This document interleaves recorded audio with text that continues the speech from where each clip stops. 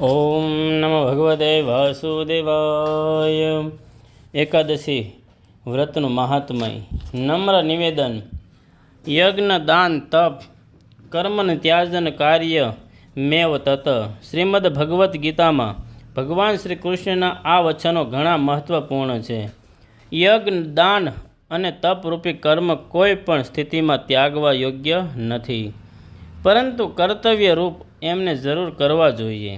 શાસ્ત્રોમાં તપની અંતર્ગત વ્રતોનો મહિમા જણાવવામાં આવ્યો છે। સામાન્યતઃ વ્રતોમાં સૌપરી એકાદશી વ્રત કહેવામાં આવ્યું છે।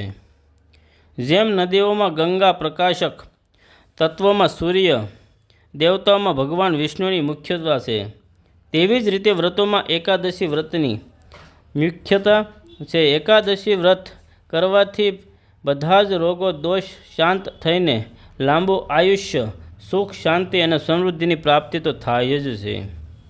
સાથે જ મનુષ્ય જીવનનો મુખ્ય ઉદ્દેશ ભગવત પ્રાપ્તિ પણ થાય છે।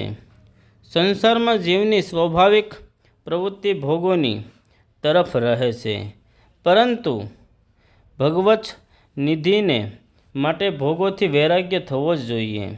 સંસારના તમામ કાર્યોને કરતા રહીને પણ ઓછામાં ઓછું પક્ષમાં એક વાર આપણે પોતાના તમામ ભોગોથી વિરક્ત થઈને સ્વમાં સ્થિત થઈ શકીએ, અને તેવા સમયમાં આપણે પોતાની સાત્વિક વૃત્તિઓથી ભગવત ચિંતનમાં જોડાઈ જઈએ।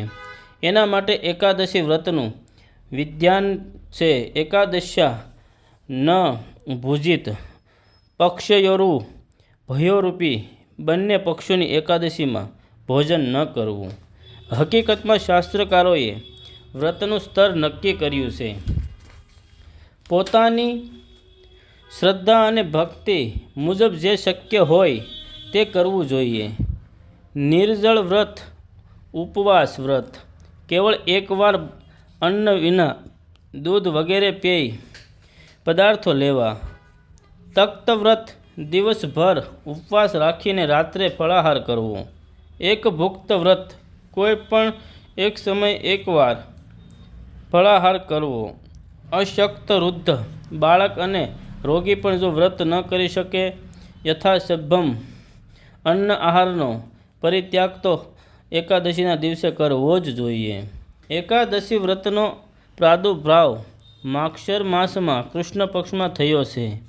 એકાદશી સાથે સંબંધિત ઘણી જરૂરી બાબતો આ માસના કૃષ્ણ પક્ષની ઉત્પન્ન એકાદશીના પ્રસંગમાં આપવામાં આવી છે।